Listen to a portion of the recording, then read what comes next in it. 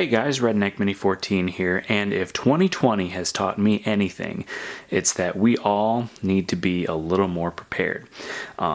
Between riots and COVID-19, which, by the way, myself and my whole family are currently battling, and just everything that's gone on this year. I mean, we all gotta admit, this is like the year of the century when it comes to just bad things happening. So my 2021 New Year's resolution, and I never really do New Year's resolutions, but I will this year, is to be more prepared in the future. And one of those things that I'm going to do is get together a bug out bag. Now, I've already started working on this, and I plan to continue working on this. I am I'm not very, I don't have a lot of money, so I just kind of do this a little bit at a time. And especially with the holidays, I'm like, if I need to get a few extra bucks to get free shipping, I'll throw something in the order that I want for a something to put in my bug out bag. So these are several of the things that I've got so far. Clearly, I don't have everything. It's going to be a long time before I can actually get everything that I need. And, once I get the majority of the stuff that I want, I'll actually get a bag. But I really want to get most of the stuff that I want to judge what size bag that I want and what type of pouches that I want to put on the outside. Because typically you want to get like something with a MOLLE attachment system, so you can put different pouches like a med kit and stuff like that on there. So we're going to do all that towards the end of acquiring all this stuff. But just going to go through a few things that I've gotten so far, and the guns are just a talking point. I didn't necessarily get guns to specifically put in the bag. We're just going to talk about that in a little bit. But these are just a few of the things that I've got to put in the bag. So, number one, definitely one of the most important things that you want is water. So you want to have some sort of a water bottle, water bladder, or a water filtration system, which I still need to get. And you definitely want to have some sort of way to hold water, and I have several of these Nalgene water bottles. Nalgene is a very good source for water bottles. They're very durable and very high quality. So I like Nalgene water bottles. Again, I have a few of them. If I get, if I make several bags for several members of my family, probably put at least one in each. They do make bigger ones, smaller ones. So Nalgene water bottles is my go-to water bottle. Another thing you want is some source of fire or light. So, and when putting together a bug out bag, you want in some ways, I guess, you want to overdo it.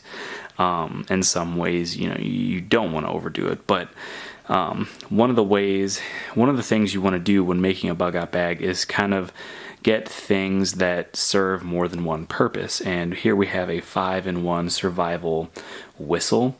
So you have a whistle for signaling others. If you have other people in your group and you get separated, you can signal each other. Or this is mainly for like backpacking or something. If you get separated from the group or you get lost, you can use this as a signal. The other four things, number one, and what I mainly got this for, was the waterproof match box. So you can take the top off and put matches in there, and it's waterproof. And there is a striker on here, so this little bitty black thing that goes all the way under here, this is a striker, so you can get like a knife and make sparks to make a fire that way. You have a compass, and I don't really know how these compasses are any good, but you have a compass if you find that particular compass is actually a decent compass, which I don't think it is. And under here, under the actual lid, I believe there is a signal mirror. So if you need to signal somebody, you have that as well. So a 5-in-1, I probably realistically would only use this for like 2, maybe 3 of the actual things. that comes with it, but it's a nice thing to have, and it's a good waterproof match storage container. I also have this Zippo lighter. Now, the thing about Zippo lighters is they got to have fluid, and if you keep the fluid in them, it's probably going to evaporate over a long period of time, so you're going to need to have the actual fluid with you as well. So maybe the Zippo lighter is not the best choice, but it is an option. I do need to get some fluid to go with it, and we'll just kind of test it out, play around with it, see if I like the Zippo lighter or if I want to go with just like a basic, cheap Bic lighter and just have a few of those. I haven't decided on that yet. On top of just fire, you want to have some sort of light source, and obviously you want to have a good flashlight. I currently don't have an actual flashlight that I want to use. I still have to research that. But another light source that you could go with as like a secondary light source are these glow sticks, or some people call them chem lights.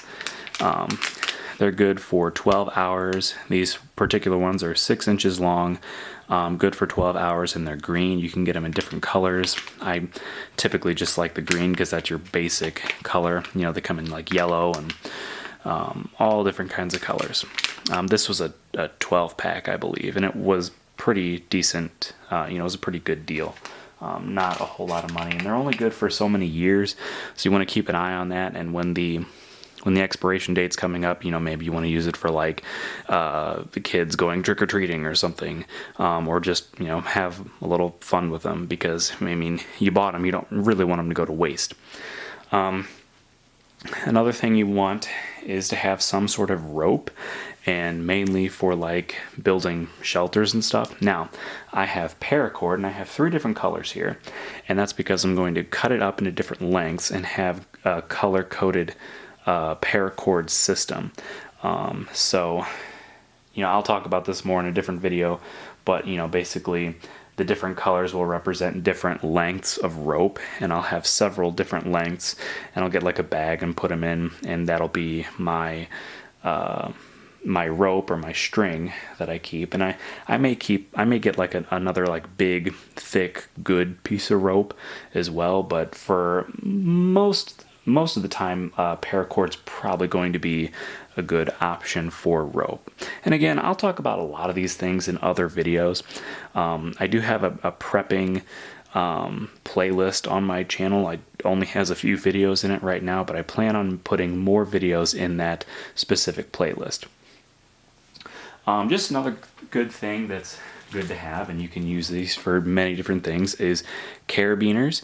Now these are just kind of your cheap Carabiners. Now these are the good cheap ones, in that they have a little pin here, and they're good for 150 pounds. They're not meant for climbing, so they're not like the cheapest, wussiest ones, but they're not the actual like good climbing carabiners either. So they are good for quite a bit of weight, and you can use them for all kinds of different things, clipping things to your bag, and all kinds of things. So it's always just a good idea to have a few of those around. They came in a 10-pack, so I have several of them.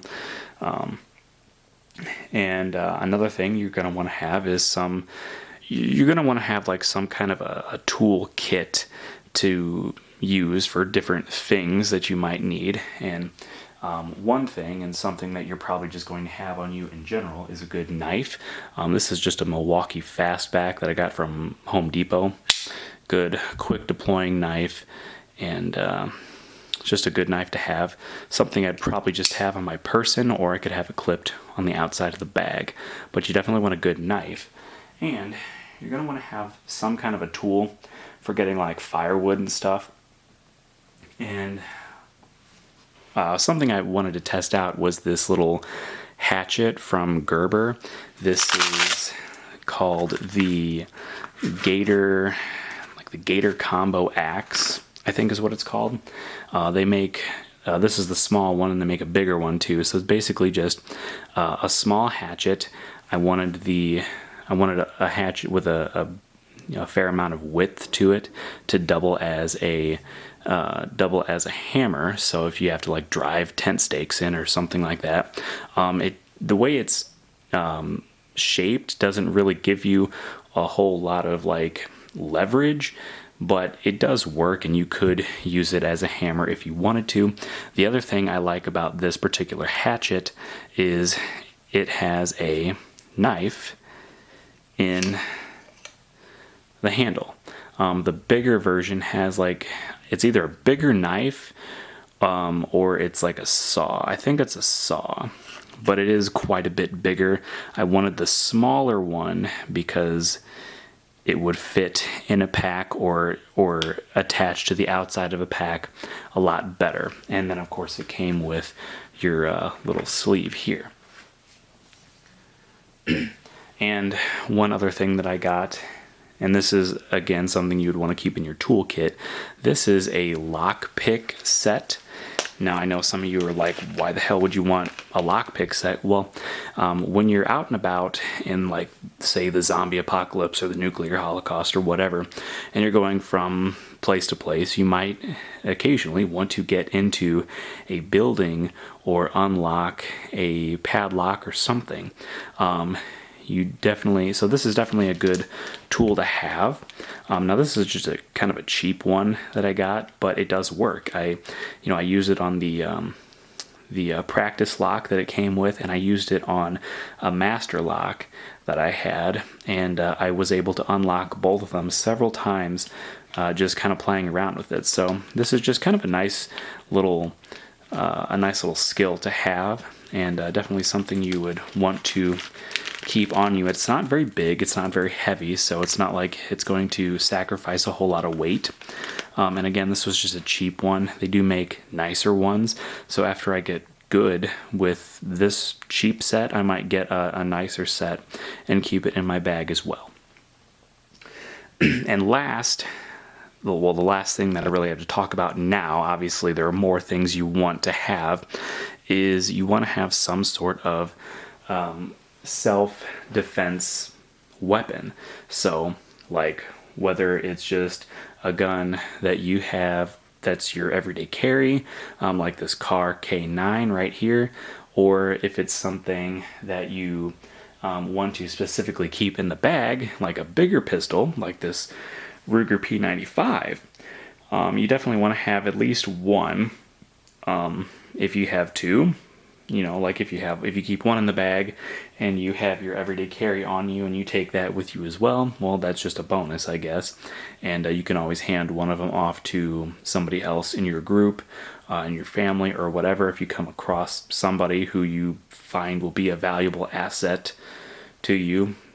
I don't know. It's really hard to say how a bug out situation will play out. Typically you want to avoid people, but you never know. You might come across somebody who is friendly and is a valuable asset, and just all kinds of things to think about. So those are just a few things that I have that I would use for a bug out bag or a bug out situation. Clearly I have a long way to go. Obviously there's like food and shelter and clothing that I want to pick out and put in the bag, and of course the bag itself. This was just a start, and definitely a few things to think about if you yourself are planning on putting together a bug out bag. So subscribe to my channel, like me on Facebook. I'm Redneck Mini 14, and until next time, be safe.